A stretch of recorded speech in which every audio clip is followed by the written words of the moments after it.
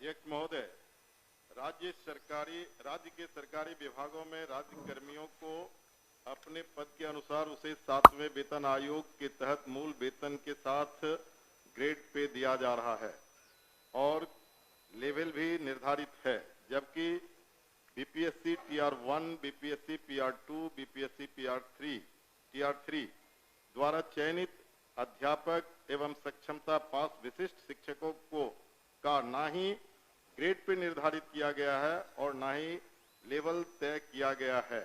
सिर्फ नियोजन के तहत वर्ग 1 से 5 के अध्यापकों को एवं विशिष्ट शिक्षकों को 25,000, वर्ग 6 से 8 के अध्यापक को 28,000, वर्ग 9 से 10 के अध्यापक एवं विशिष्ट शिक्षकों को 31,000, वर्ग 11 से 12 के अध्यापक एवं विशिष्ट शिक्षकों को 32,000 रुपया मूल वेतन दिया जा रहा है, जो 7वें वेतन आयोग से बिल्कुल अलग है, जिसके कारण भविष्य में अध्यापक एवं विशिष्ट अध्यापकों को 8वें वेतन आयोग के लाभ से वंचित रहना पड़ सकता है, जबकि उक्त शिक्षकों को भी राज्य कर्मी का दर्जा प्राप्त है।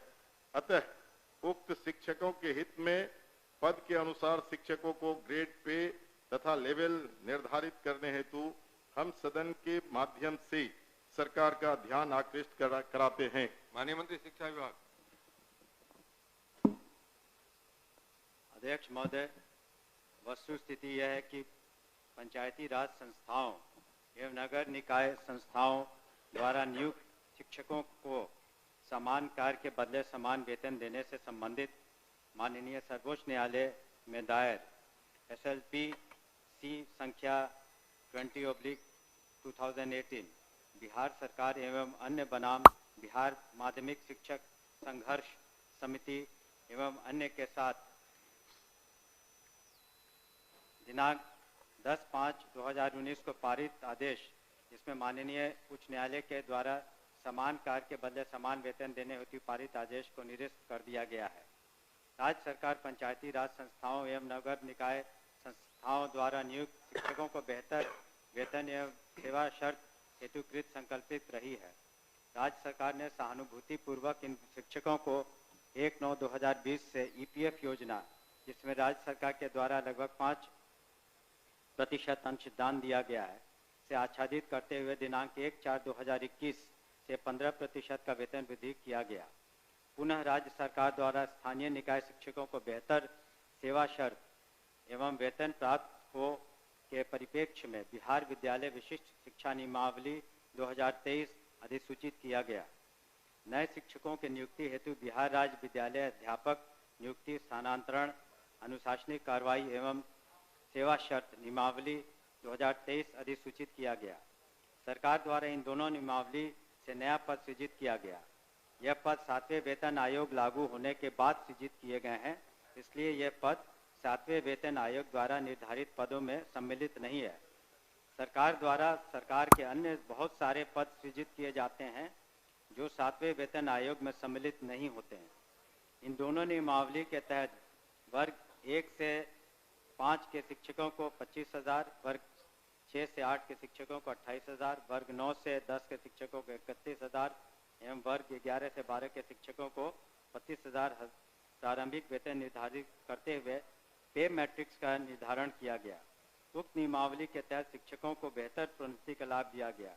अगले संभावित जो वेतन आयोग 8वां वेतन आयोग में ये शिक्षा विभाग द्वारा इन विद्यालय अध्यापकों एवं विशिष्ट शिक्षकों के वेतन मान को उचित स्तर पर निर्धारित करने हेतु वित्त विभाग को अनुशंसित किया जाएगा। महोदय, मैं पूरे वक्तव्य को मैं सुना। सरकार बीपीएससी का एग्जामिनेशन लेकर के सरकार ने घोषणा किया कि वो राज्यकर्मी होंगे। दूसरी बात की सरकार ने ही घोषणा किया कि सक्षमता परीक्षा पास जो कर जाएंगे शिक्षक वो राज्यकर्मी होंगे। तो जब राज्यकर्मी होंगे तब फिर क्या औचित्य है कि आप उसको 7वें वेतन के लाभ से अलग रखेंगे, उस श्रेणी में नहीं रखेंगे? क्यों उसको राज्यकर्मी का दर्जा देते हुए और राज्यकर्मी की घोषणा करते हुए उस लाभ से सरकार क्यों वंचित रखना चाहती है, ये मैं जानना चाहता हूं। माननीय मंत्री। अध्यक्ष महोदय, इसमें जो विचार विमर्श किया गया वित्त विभाग से, ऐसी बात नहीं है कि सहानुभूति तो पूरी रखी गई। एक और आंकड़ा मैं पढ़ना चाहूँगा सदन के सामने। वर्ष 2003 में जो नियुक्त प्रशिक्षित शिक्षा मित्र थे, प्रारंभ में उनका नियत वेतन प्रति माह था 1500, जो वर्तमान सकल वेतन प्रति माह हो गया 31,340।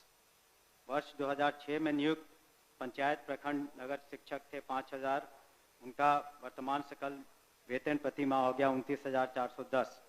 वर्ष 2010 में नियुक्त पंचायत प्रखंड नगर शिक्षक 7000 था वेतनमान, तो उनका हो गया आज के दिन में 29,410। वर्ष 2013 में नियुक्त पंचायत प्रखंड नगर शिक्षक 10,000 थे, उनका आज के दिन में 29,410 सकल वेतन प्रति माह हुआ। ये वित्त विभाग की सोच थी कि इनका 7वें वेतन आयोग से आच्छादित नहीं होंगे और इनके लिए अलग से उन्होंने एक पे मैट्रिक्स बनाई।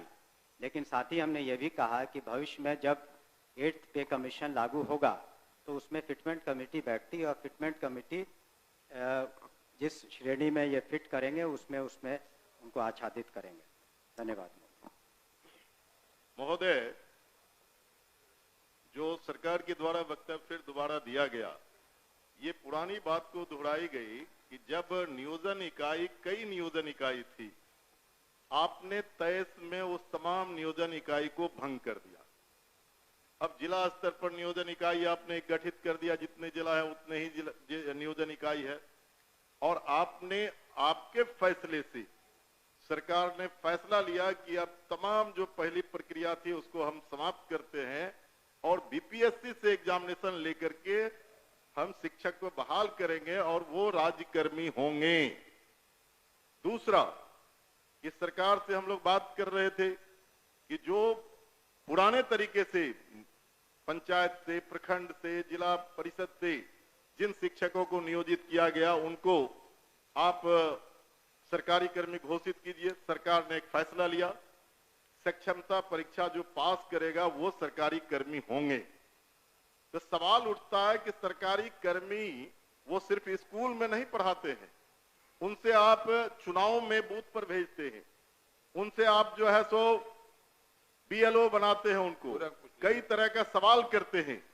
जब वो सरकारी कर्मी आपने घोषित किया है तब सरकारी कर्मी के बराबर उसके समकक्ष 7वां वेतन क्यों नहीं देना चाहती है, ये हम जानना चाहते हैं। तो नहीं, उनका कहना है कि वो पुराना जो बताया 4000 था, 2000 था, 3000 था। दूसरी बार खड़े होकर बोले तो नहीं सर मैं अध्यक्ष महोदय, जब ये पूरा मामला वित्त विभाग में गया, वित्त विभाग इसमें सारी निर्णय लेता है। पे मैट्रिक्स उन्होंने नया किया और कहा कि ये 7वें वेतन आयोग से आच्छादित नहीं होंगे। और दूसरी बात ये भी है, हम इस बात को स्वीकार कर रहे हैं कि भविष्य में जब 8th पे कमीशन का इन्होंने बात उठाई है, तो जब भी पे कमीशन केंद्र सरकार के द्वारा जब वो लागू होता है तो यहाँ बिहार में भी फिटमेंट कमेटी बैठती है और फिटमेंट कमेटी के अनुसार उस वक्त इसमें जिसमें करेंगे हम लोग अनुशंसा करेंगे।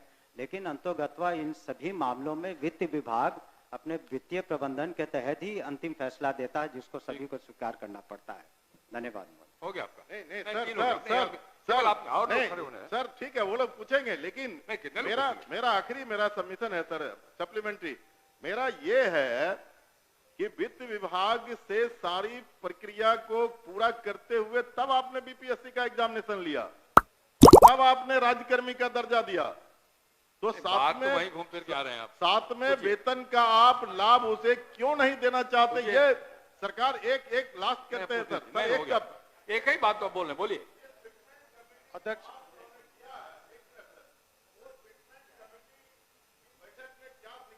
इन मुद्दों को रखा जाएगा, कह तो रहे। हमने तो कहा ही कि जब 8th कमीशन का जो उसमें फाइंडिंग्स आएंगी तब बिहार में जब फिटमेंट कमेटी होगी तो अलग अलग विभाग का उसमें टेकअप किया जाता है, तो उस वक्त विचार किया जाएगा निश्चित रूप से। धन्यवाद। ओके।